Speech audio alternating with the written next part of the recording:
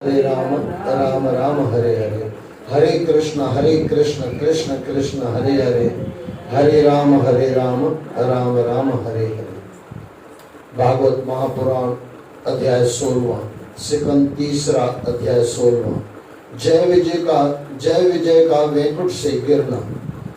मुनिगण की प्रशंसा से प्रसन्न होकर श्री हरि ने उनसे कहा, मुनिगण, ये दोनों जय विजय मेरे पार्षद हैं।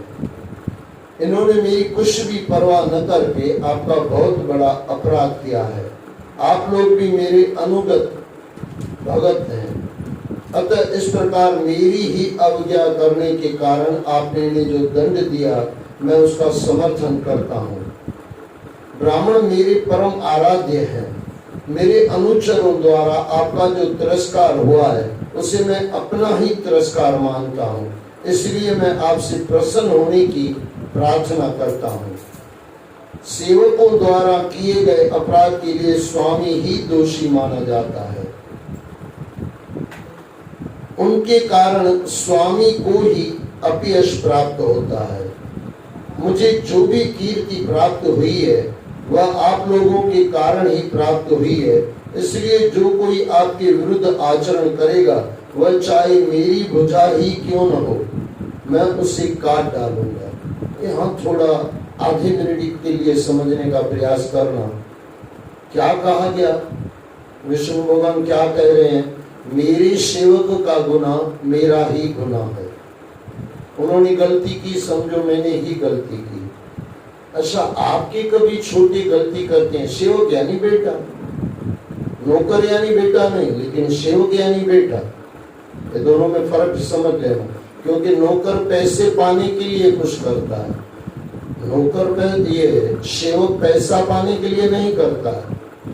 हाँ, सेवक को पैसा मिल जाए वो बात अलग है, लेकिन परमात्मा से प्रेम है, इसके लिए जय विजय वहां पे है।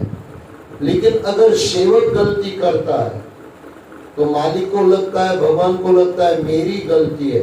आपके भी जब बच्चे गलती करते हैं, कभी आपको लगे मेरी वजह से मेरे बच्चे बिगड़े हुए हैं, परमात्मा की तरफ का द्वार आपका खुल गया। लेकिन हमको तो क्या लगता है, बच्चे बिगड़े हुए हैं, और खुद को तो कभी हम देखते नहीं। बच्चे बिगड़े हमारी वजह से, ये याद रख लेना। बच्चा कैसा? बच्चा यानी जेरोक्स कॉपी कहा गया है पिता और माता का। हाँ, कभी कभार थोड़ा बहुत करोड़ों में एक हो जाता है। हिरण्यकश्यप के घर में प्रहलाद पैदा हो जाता है, कभी कभार होता है, बाकी ज्यादातर ऐसा नहीं होता। ज्यादातर जैसा बाप वैसा बेटा, जथा राजा तथा प्रजा, जितने जैसे बड़े वैसे छोटे। बड़ों को अगर अपना अपमान नहीं है तो 99% छोटों का अपमान नहीं आता। फिर 1% वो बात अलग हो जाती है, मेजॉरिटी देखी जाती है। बड़े बच्चे बिगड़े हुए हैं, थोड़ा ऊपर चेक कर लो, ऊपर कुछ बिगड़ा हुआ है, यानी हम बिगड़े हुए हैं तो बच्चे बिगड़े हुए हैं। किसी को बुरा लगे तो माफ करना, लेकिन यही हकीकत है। बच्चे कहाँ से बिगड़ेंगे, कहाँ से सीखेंगे? हमसे ही सीखेंगे। तो इसके लिए यहाँ पे विष्णु भगवान कह रहा है कि मेरी गलती है। और आइए आगे हम श्रवण करें। हे मुनिवर, जो व्यक्ति आपने अपने संपूर्ण, अब कहना तो बहुत कुछ है। अच्छा, ये ऋषि मुनि जो हैं, उनके लिए भी परमात्मा कह रहे हैं, भाई आपको भी गुस्सा आया ना, आपको भी गुस्सा मेरी वजह से ही आया। दोनों तरफ अपने की, विष्णु भगवान अपनी गलती देखते हैं। हम दोनों तरफ अपनी गलती देखते हैं क्या? कभी नहीं। एक तरफ भी गलती नहीं देखते। इंसान शायद थोड़ा समझ जाए ना। मैंने बीच में भी आपको कहा था, जब भी आप जहां भी देखोगे ना, आपको गलती दिखेगी ही दिखेगी। फिर बाहर देखो या खुद को देखो। जिसने बाहर देखा वो दुर्योधन बन गया, और जिसने खुद को देखा वो अर्जुन महाराज बन गया। अर्जुन बन गया तो गीता आएगी, और दुर्योधन बन गया तो महाभारत ही आएगा। सीधी सी बात। गलती है ही है। संसार यानी गलत, परमात्मा यानी सही। सीधी और स्पष्ट बात। और परमात्मा कहाँ मिलेगा? अंदर ही मिलेगा। अंदर भी जाएंगे तो पहले तो गलतियां ही दिखेगी। बार बार मैंने आपको कहा है, बुरा जो ढूंढने में गया बुरा न मिला कोई, जो खुद को देखा मैंने मुझसे बुरा न कोई। ये है संत बना। ये इतना समझ आ जाए ना, जीवन बहुत आनंददायक है। पता नहीं क्यों हमने नाटक करके बिगाड़ा हुआ। अच्छा, एक तरह एक सोच ये भी देख लेना, दुर्योधन अपने स्वभाव की वजह से लड़ाई कर रहा है और अर्जुन मजबूरी में लड़ाई कर रहा है। दोनों में फर्क समझना। दुर्योधन का शौक है झगड़ा करना, उसकी मस्ती है, उसको अभिमान है। कितनी बातें कही जा सकती है, लेकिन समय के हिसाब से हम कह नहीं पाते। बात बरोबर समझना। दुर्योधन स्वभाव के हिसाब से दुख दे रहा है और अर्जुन दुख देना नहीं चाहता, लेकिन नहीं दे तो वो जी नहीं पाता। अब यहां वहां पे भी देख लो, रावण स्वभाव के हिसाब से दूसरों की चीज ला रहा है और झगड़ा कर रहा है, और राम को झगड़ा करके अपनी पत्नी सीता लानी पड़ी क्योंकि मजबूरी थी। इसके लिए हमारे वो हिंदुस्तान में कहावत मस्त है, मजबूरी का नाम महात्मा गांधी। कई जगह आपको लगे ना सच्चा इंसान लड़ रहा है, तो पहले उसके पीछे जाना, क्यों लड़ रहा है, क्यों मार रहा है, क्यों लड़ रहा है, क्या कर रहा है, किसकी वजह से कर रहा है। अर्जुन तो नहीं है, दुर्योधन तो नहीं है। अच्छा, छोड़ो दुनिया को, खुद को चेक करो। मैं दुर्योधन हो के तो नहीं लड़ाई कर रहा हूं। मजबूरी हो, लड़ाई करनी पड़े, वो अर्जुन। फिर से मैं दोहरा दूं, और लड़ाई पर करने का शौक हो जाए, ये दुर्योधन, ये कंस। थोड़ा खुद को ये कथाओं से चेक करते जाओ, हम कहाँ फिट होते हैं। अर्जुन तरफ फिट होते हैं, अर्जुन जैसे हैं तो कभी न कभी इस जन्म में नहीं तो अगले जन्म में, अगले जन्म में नहीं तो 17 जन्म के बाद कृष्ण गारंटी से मिलेगा। अच्छा, दुर्योधन होंगे तो भी कृष्ण मिलेगा, लेकिन वह मारने के लिए मिलेगा और यहाँ कुछ ज्ञान देने के लिए मिलेगा। ये पक्की बात है। समझ आ जाए ना, जीवन धन्य हो जाए। पता नहीं आज इंसान कितना चाहिए भाई, कितना जमा करोगे, कहां से लाके जमा करोगे, क्यों जमा करेंगे। इंसान को अक्ल ही नहीं, अक्ल ही नहीं। किधर से भी एनी कोस्ट पैसा चाहिए, कहीं से भी आए, एनी कोस्ट झगड़ा चाहिए, कहीं से भी आए। इंसान की शांति चली गई आज। पहले कुछ न था, शांति बहुत थी, और आज बहुत कुछ है, शांति चली गई। ऐसा सिंधी में हिकिड़ी कहावत, एड़ा कन ही घोरिया जेको कन से, एड़ो सोनो ही घोरियो जेको कन से में। पर तॾहिं बि माताऊं पाईंदियूं, वॾा वॾा पाला पाए वाला पाईंदियूं ऐं पंहिंजा कन वेही करे कटाईंदियूं, पाईंदियूं साईं। गजब है। कितनी बातें हैं, क्या करूं, मेरा समय बहुत कम होता है। थोड़ा एक दूसरा सुन लो, आपको मजा आएगा। अब जो शादी में हम कपड़ा पहन के जाते हैं, खास करके माता, आजकल वो जो ये समझो इतना भारी भारी होता है, ये कभी ट्राई करना। ये 5 घंटे घर पे पहन के बैठ के दिखा देना, आपको 1000 रुपए मेरी तरफ से फ्री। आप अपनी ईमानदारी से पहन के दिखाना। हाँ, फिर मैं एक जगह किसी के पैर छुए मैंने, तो मुझे कोई बोल रहा था, बोले भाई साहब आप इसके पैर छू रहे हो, आपको पता नहीं है ये बंदा कैसा है। बोला वो बात के लिए मैंने पैर नहीं छुए, आप जिसकी वजह से पैर छू रहे हो मैंने उसकी वजह से पैर नहीं छुए। बोले फिर भाई साहब आपने क्यों छुए, आपने भी तो पैर छुए। मैं बोला वो ऊपर गद्दी पे बैठा हुआ है और इतना भारी भारी कपड़ा पहना हुआ है और वो गा रहा है, अंदर से तो पूरा चल रहा है। हाँ सही में, ये मैं इतने सादे कपड़े पहनता हूँ, जब तक घर जाके कपड़े निकालता नहीं हूँ तब तक मेरी शांति नहीं होती। अभी इतना सादा तो मैं पहनना ही पड़ेगा ना, इससे कम क्या पहने या इससे हल्के क्या पहने। लेकिन शादी के जो कपड़े होते हैं, अब चेक कर लेना, कभी एक काम करो ना, कितनी देर बैठ सकती हो ये तो चेक करो, घर जाके पहन के बैठे। यही तो बात है ना भाई, देखा देखी में तो पाप हो जाता है ना, मेरे कहने का तो वही है। उसने किया तो मुझे करना है, सब करते हैं तो करना है। निकलो इस चीजों से, निकलो। क्योंकि जो अपने में आ गया ना, अपने तरफ से चलने लगा ना, वो गुरु नानक बन गया। अपने हिसाब से चलने लगा ना, वो टेऊराम साईं बन गया। दूसरों की कहावों में मत आओ, दूसरी क्या कहती है मत करो। सही में आज का इंसान झगड़ा अगर थोड़ा मिटा दे ना, अपने में आ जाए ना, मौज आ जाए।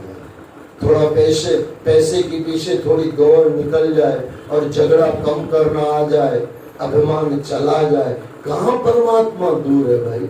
किसने बोला आपको परमात्मा दूर है? तेरा साईं तेरे अंदर है, थोड़ी अपनी गलतियां निकाल दे, इतना ही है भाई। आइए अंदर प्रवेश करें। हे मुनिवर, जो व्यक्ति अपने संपूर्ण कर्म फल मुझे अर्पित कर सदैव संतुष्ट रहते हैं, वे निष्काम ब्राह्मण जब तृप्त होते हैं तो मैं भी उसी प्रकार से तृप्त हो जाता हूँ। देखो, भगवान को तृप्त करना है, कितनी सरल बात है। हे मुनिवर, जो व्यक्ति अपने संपूर्ण कर्म फल मुझे अर्पित कर सदैव संतुष्ट रहते हैं, वे निष्काम ब्राह्मण जब तृप्त होते हैं तो मैं भी उसी प्रकार से तृप्त हो जाता हूँ। जैसे कोई यज्ञ की अग्नि में घृत की आहुतियां देकर संतुष्ट होता है। घृत यानी घी, ये याद रख लेना। योग माया का अखंड और असीम ऐश्वर्य मेरे ही अधीन है। मेरे चरणों से निकली गंगा ब्रह्मा जी के करमंडल में होती हुई स्वर्ग से शिव के मस्तक पर गिरती है और फिर वहां से धरती पर बहकर मृत्यु लोक के पापों का हरण करके उन्हें पवित्र करती है। ऐसा परम पवित्र मैं परमेश्वर होकर भी ब्राह्मणों की चरण रज को अपने शीश पर धारण करता हूँ, फिर मैं आपका अपमान कैसे कर सकता हूँ? ब्राह्मण दूध देने वाली गौएं हैं और अनाथ प्राणी मेरे ही शरीर हैं। जो इन्हें मुझसे अलग मानकर इनका अपमान करते हैं, उन्हें नरकगामी होना पड़ता है और उनके शरीरों को सर्प व गिद्ध क्रोधित होकर नोचते हैं। हे मुनिवर, मैं तो आपसे बस इतनी प्रार्थना करता हूँ कि दया करके इनका निर्वासन काल शीघ्र समाप्त हो जाने की कृपा आप इन पर करें और ये अपने अधम गति को भोगकर शीघ्र मेरे पास लौट आए। प्रभु श्री हरि की मधुर वाणी से मुनिवरों का क्रोध से भरा मन शांत नहीं हुआ। वे श्री हरि से बोले, हे प्रभु, हम आपके आपके आशय यानी आपके कारण को ठीक प्रकार से समझ नहीं पा रहे हैं कि आप हमसे क्या चाहते हैं। आप ब्राह्मणों के परम हितकारी हैं, परंतु ब्राह्मण देवगण और स्वयं ब्रह्मा जी भी आपकी आत्मा है और आप ही उसके आराध्य हैं। यह सनातन धर्म आपसे ही उत्पन्न हुआ है। आप ही विभिन्न अवतारों के द्वारा इस धर्म की रक्षा करते हैं। आप ही परम निर्विकार धर्म के मर्म हैं। आपकी कृपा से योगी जन सहज रूप से इस भवसागर के पार उतर पाते हैं। फिर भला हम आप पर क्या कृपा कर सकते हैं? आप तो अपने भक्तों से विशेष प्रेम करते हैं, यहाँ तक कि लक्ष्मी जी के पति भी आपका कोई विशेष आकर्षण नहीं है। यहाँ तक कि लक्ष्मी जी के प्रति भी आपका कोई विशेष आकर्षण नहीं है। आप स्वयं ही समस्त स्थितियों के आश्रय हैं। फिर ब्राह्मणों की चरण धूलि आपको कैसे पवित्र कर सकती है? प्रभु, आप साक्षात धर्म हैं। आप सत्य स्वरूप में सभी युगों में विद्यमान रहते हैं। आप ब्राह्मणों और देवताओं के लिए तप, शौच और दया से इस चराचर जगत की रक्षा करते हैं। अब आप ही अपनी शुद्ध सत्वमयी और वरदायिनी मूर्ति से हमारे भीतर पनपने वाले धर्म विरोधी रजोगुण तथा तमोगुणों को दूर कीजिए। हे देव, यह ब्राह्मण कुल आपके द्वारा ही रक्षित है। आप अशाई याद रख लेना, रक्षा ब्राह्मणों की कौन करता है? वैसे तो हर इंसान की, हर जीव की परमात्मा ही रक्षा करता है, लेकिन ज्यादातर ब्राह्मणों की। अच्छा, ब्राह्मण यानी क्या? जो साधु पुरुष है, जो सज्जन है, जो परमात्मा तरफ चलने वाला सज्जन पुरुष। या ब्राह्मण और भी है, ब्राह्मण बहुत कुछ कहा जा सकता है ब्राह्मण के बारे में। जो दूसरों को सत्य दे वो ब्राह्मण, जो झूठ पर नहीं चले वो ब्राह्मण, जो संतुष्ट रहे वो ब्राह्मण।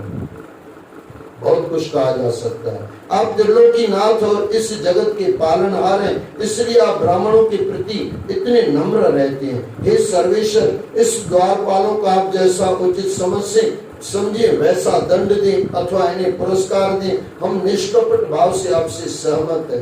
देखो, जब अपने की गलती लगे ना तो सामने वाला भी ठंडा हो जाएगा, लेकिन अपनी गलती लगती नहीं है, इसके लिए सामने वाला भी भड़कता रहता है।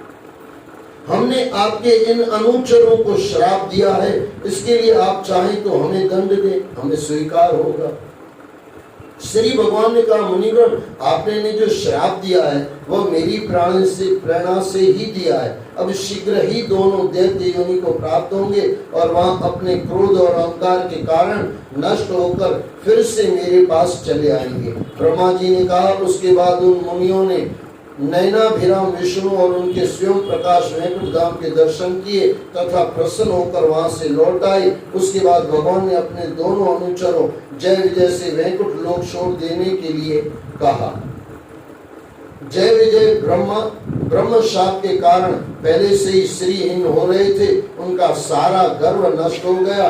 वे तत्काल वैकुंठ लोक से नीचे गिरने लगे। श्री मैत्रेय जी ने कहा, राजन, दिति के गर्भ में स्थित महर्षि कश्यप जी का जो तेज विधिमान था, उसमें भगवान के इन दोनों पार्षदों जय विजय ने प्रवेश किया। उन दोनों असुर के तेज से ही देवताओं का तेज घुमिल हो रहा है। संभवतः ईश्वर की ऐसी ही इच्छा है। जो आदि पुरुष संसार की उत्पत्ति, स्थिति और लय के कारण है, उनकी योग माया को बड़े से बड़े योगी जन भी उनकी कृपा के बिना नहीं जान पाते। वे तीनों गुणों के नियता श्री हरि अवश्य तुम्हारा भी कल्याण करेंगे। अध्याय 17वां, हिरण्यकश्यप और हिरण्याक्ष, राक्षसों का जन्म और उनकी दिग्विजय। श्री मैत्रेय जी ने कहा, विदुर जी, ब्रह्मा जी से जगत में फैले अंधकार का कारण जानकर देवता लोग संतुष्ट होकर स्वर्ग लोग लौट गए। इधर दिति ने 100 वर्ष के उपरांत 2 जुड़वा पुत्रों को जन्म दिया।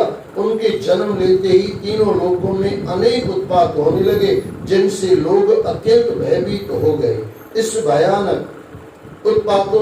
इन भयानक उत्पातों से धरती कांपने लगी, ज्वालामुखी फटने लगे, आकाश से उल्काएं टूट टूट कर गिरने लगी, समुद्र की लहरें विफल कर आकाश को छूने लगी और चारों ओर भयानक बवंडर उठने लगे।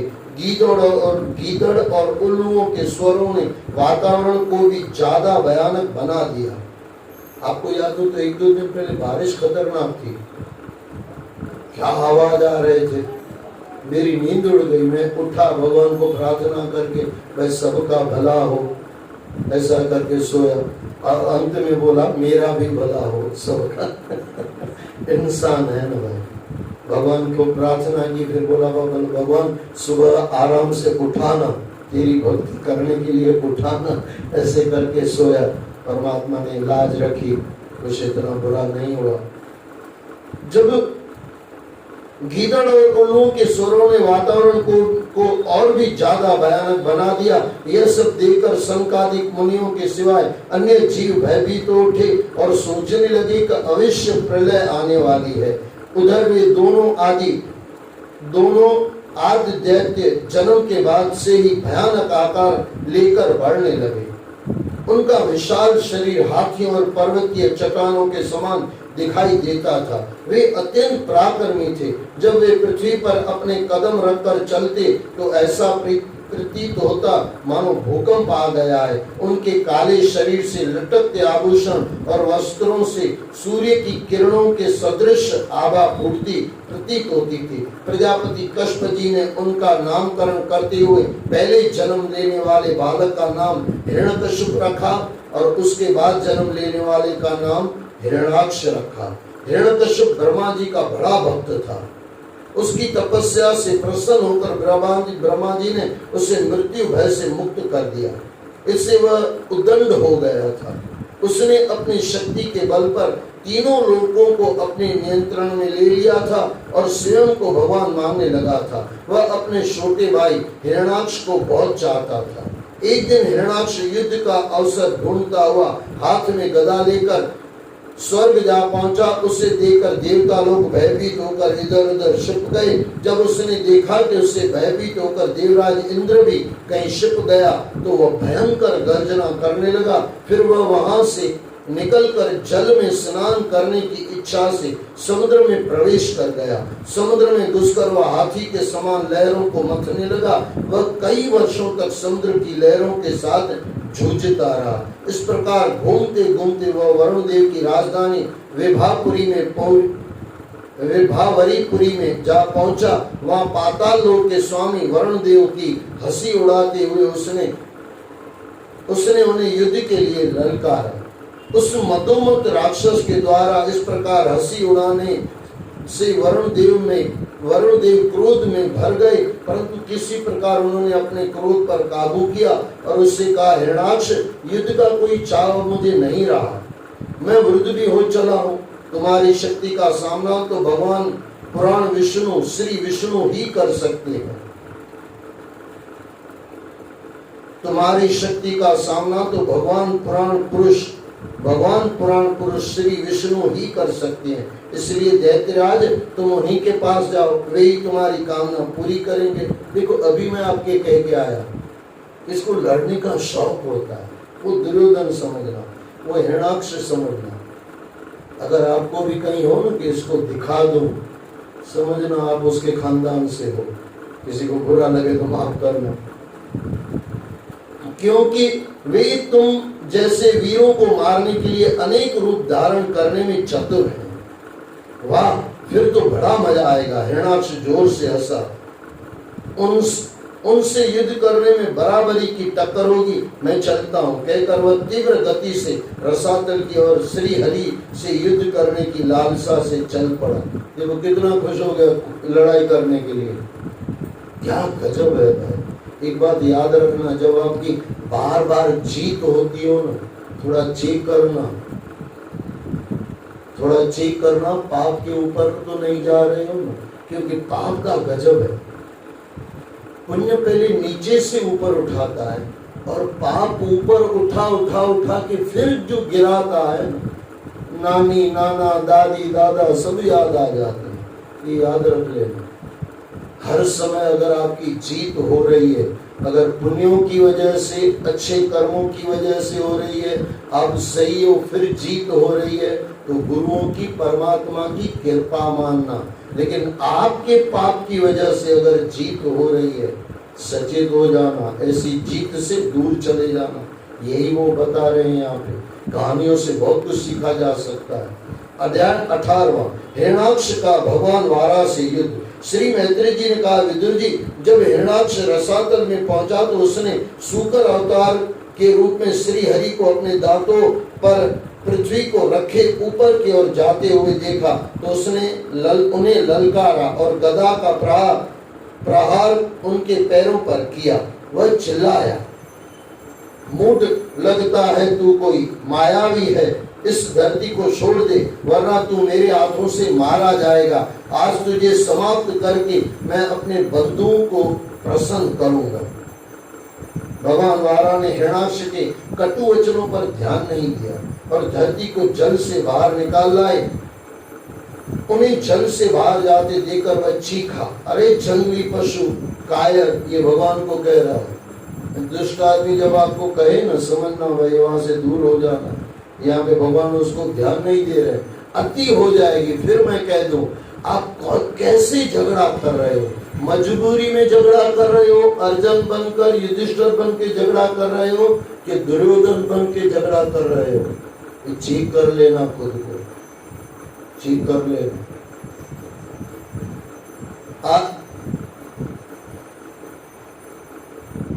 भगवान वारा ने हिरणाक्ष के कटु वचनों पर ध्यान नहीं दिया और धरती को जल से बाहर निकाल लाए। उन्हें जल से बाहर जाते देखकर वह चीखा, अरे जंगली पशु कायर, तुझे भागते हुए लजा नहीं आ रही? साहस है तो मुझसे युद्ध कर। भगवान ने पृथ्वी को जल की सतह पर स्थित कर दिया और पलट कर हिरणाक्ष से कहा, अरे नर पिशाच, सच में ही हम जंगली जीव हैं और तेरे जैसे ग्राम सिंहों यानी कुत्तों को ढूंढते फिरते हैं। एक शब्द आता है ग्राम सिंह, एक जबरदस्त वर्ड है।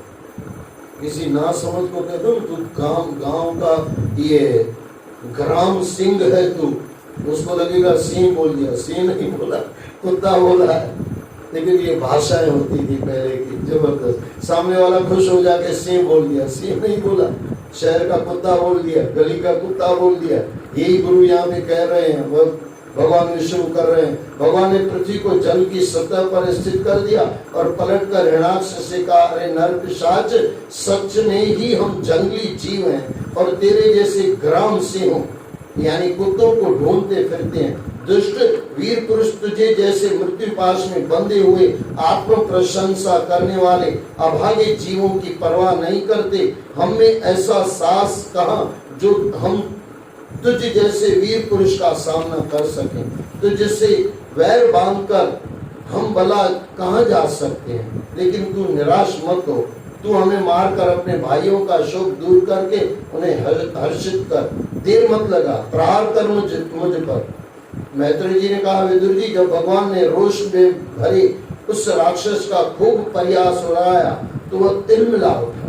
उसने बड़े वेग से दौड़कर वारा भगवान पर गदा का प्रहार किया, किंतु भगवान ने उसके प्रहार से अपने को तिरछा करके बचा लिया। इससे हिरणाक्ष और भी ज्यादा क्रोधित उठा और पागलों की भांति गदा घुमाने लगा। तब वारा अवतार श्री हरि ने कुपित होकर बड़े वेग से हिरणाक्ष की ओर छलांग लगाई और दोनों आपस में भिड़ गए।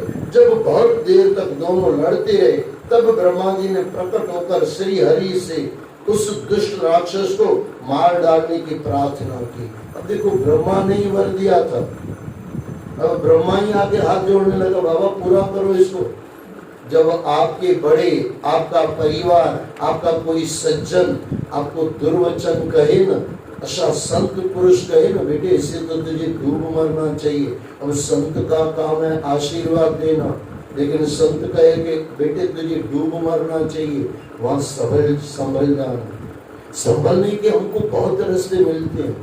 बहुत लोग कहते हैं हम लोग संभलते थोड़ी है, बस वो पापों में चढ़ते जाते हैं। कितना चढ़ते हैं, जब तक ऊपर से गिरते नहीं है ना, तब तक इंसान सुधरता नहीं। हडबुड जैसा ही भजन लोग आने ना, जैसा ही वो भी परमात्मा जी लठ सा। एक बात याद रखना, कोई इंसान मारे ना 2-4 दिन में उठ जाओगे, लेकिन अगर परमात्मा की लाठी लगेगी ना, आदमी उठता नहीं है, उठ जाता है भाई। और ऐसा उठता है, जिंदा लाश से वो ये मरने वाले से ये खतरनाक होता है। आप कभी देखना जाके, कितने दुख हैं संसार में, उनको देख के भी अगर हम सचेत हो जाए ना, आनंद आ जाए। ये दुख ऐसे ही थोड़ी आते हैं, दुख किसी का सगे वाला थोड़ी है, लेकिन फिर भी आता तो है, हमारे कर्मों की वजह से आता है। 19वां अध्याय, वारा अवतार श्री हरि द्वारा हिरणाक्ष का वध। मैत्रेय जी ने कहा, विदुर जी, ब्रह्मा जी के वचन सुनकर भगवान श्री हरि मन ही मन मुस्कुराए और पलटकर हिरणाक्ष के मुंह पर अपने दांतों से प्रहार किया तथा उसका चेहरा लूलुहान कर दिया। हिरणाक्ष वारा भगवान के प्रहार से बौखला गया और क्रोध में भरकर उनकी ओर देखने लगा। और देवताओं ने श्री हरि से विनती की कि हिरणाक्ष का वध शीघ्र कीजिए, परंतु तभी हिरणाक्ष ने अपने भारी गदा से वारा भगवान के शरीर पर प्रहार किया। गदा के प्रहार को वारा भगवान ने सहन कर लिया और पलटकर पुनः अपने दांतों को हिरणाक्ष के पेट में गाड़ दिया। रक्त की धारा बह निकली और समुद्र का जल लाल होने लगा। दोनों के मध्य घमासान युद्ध चलता रहा। वारा भगवान हिरणाक्ष के प्रहारों को विफल करते रहे। एक बार उसने गदा छोड़कर त्रिशूल फेंककर वारा भगवान पर प्रहार किया तो उन्होंने सुदर्शन चक्र का स्मरण करके चक्र द्वारा त्रिशूल के टुकड़े टुकड़े कर दिए। उसके बाद हिरणाक्ष ने अनेक मायावी प्रहारों से वारा भगवान का वध करना चाहा, किंतु हर बार वह मायापति श्री हरि से पराजित होकर बौखला जाता। उसका क्रोध बढ़ता ही जा रहा था। कभी वह समुद्र की लहरों में तूफान खड़ा कर देता, कभी ऊपर आकाश से पत्थर वर्षा करने लगता, कभी रुद्र विष्टा मल मूत्र और हड्डियां बरसाने लगता। कौन करता? हिरणाक्ष। हिरणाक्ष वो हिरण्यकश्यप है, ये हिरणाक्ष। कितना डेंजर है भाई। आपके परिवार में भी ऐसा हो ना, समझना ये उसके खानदान का है, ये कहीं बाहर से आ गया है, मेड इन चाइना है लेकिन नाम हमारा है, असेंबल यहाँ हुआ है, आया बाहर से। लेकिन एक बात फिर मैं दोहरा दूं भाई, जब भी पाप करो ना मन बेचैन हो जाता है, कितना भी जमा कर लो, अनीति का पैसा, अनीति की बातें कभी शांति नहीं देती। अनीति का पैसा और अनीति की बातें और नीति की बातें। अरे यहाँ पे हम आपको क्या देते हैं? कोई यहाँ पे आपको पैसे देते हैं क्या? 10-20 रुपया उल्टा आप ही देते हो, हम थोड़ी देते हैं। संत कोई पैसा थोड़ी देता है, लेकिन संत जो देते हैं ना, कितना आनंद आता है। ये बरसों पहले, हजारों बरस पहले लिखा गया, लेकिन फिर भी आनंद आ रहा है कि नहीं? ये तो समय की वजह से बार बार पूरा करना पड़ता है कि पूरा करें, लेकिन समय अगर साथ दे और ये सुनते रहें तो यही कथाओं के अंदर आप सुनोगे आगे चल के। परीक्षित महाराज ने 5 दिन कुछ नहीं खाया और सुखदेव जी महाराज उसको बताने लगे। 5वें दिन श्री कृष्ण भगवान की थोड़ी लीला कह दी और थोड़े में पूरी कर दी। परीक्षित महाराज ने पैर छुए, बोले बाबा ये क्या? श्री कृष्ण की कथा सुनने के लिए तो मैं यहाँ पे 5 दिन से कुछ खाया नहीं है। मरण अपाल, ये मरण का व्रत रखा हुआ है, जब तक समझो मरो, ये जब तक भगवान का दर्शन नहीं करूंगा तब तक मरूंगा नहीं, उद्धार होगा तो उसके साथ में मरूंगा। अपना उद्धार करने बैठा हूँ। आपने कृष्ण की बातें 10वें शिखर में आएगा, लेकिन मैं कहना कुछ आपको और चाहता हूँ। 5 दिन कंटिन्यूस सुनने के बाद, अच्छा ये याद रख लेना, सुखदेव महाराज और परीक्षित के बीच में जो कथा चली थी ना, नॉन स्टॉप कथा चली थी, नॉन स्टॉप, कहीं अटकाव नहीं था। अटकाव यही था बीच में संकीर्तन हो जाता, राम नाम का संकीर्तन हो जाता। लेकिन ये बात समझना, 5 दिन तक कुछ नहीं खाया बाबा ने, परीक्षित महाराज ने। और फिर वो हमारे सुखदेव भगवान ने कहा, बोले बेटे एक काम करो, नहा के आ जाओ और थोड़ा बहुत फल बल खा लो, फिर बैठ के कथा सुन लो। बोले बाबा विघ्न मत डालो, ये सब मत बोलो, ये तो पूरा जिंदगी यही किया है, कुछ परमात्मा का नाम सुनाओ, ये है सुनने वाले भाई। हमारा तो 10 मिनट इधर उधर हो जाए, यहाँ पे मुझे बोलने वाले होते भाई साहब 2 मिनट 3 मिनट लेट मत किया करो। लेट ज्यादातर हम करते भी नहीं है, लेकिन अगर जहाँ पे माखन आ रहा है और मक्खन को निकाल दो, ऐसे ही आगे निकल जाओ, फिर काम क्या मतलब है? क्या मतलब? जहाँ मक्खन आया है उसको खा के आगे बढ़े ना। तो ये समझ लेना कि जब तक आप दुष्ट बन के अपनी जीत कर रहे हो ना, बहुत दुख होता है। और मैंने देखा है, आप भी थोड़ा करीब जीवन को देखो, लोगों को क्यों दुखी है, कुछ किया है। और ऐसा नहीं कि अगले जन्मों में किया है, इस जन्मों में भी बहुत किया है, बहुत किया। सुख पाने के लिए भी पापड़ वेलने पड़ते हैं। अच्छा, दुख पाने के लिए भी क्या वो पापड़ वेलने पड़ते? नहीं तो ना, पापड़ वेलना कौन है? सिंधी मैंने हिंदी कर दिया इसका। लेकिन एक बात याद रख लेना, दुख पाने के लिए वेलन मारने पड़ते हैं। भाई वेलन मारे होंगे तो भारी पड़ेगा, और वेलन से पापड़ बनाए होंगे तो खाने में काम आएगा। तो ये याद रखना।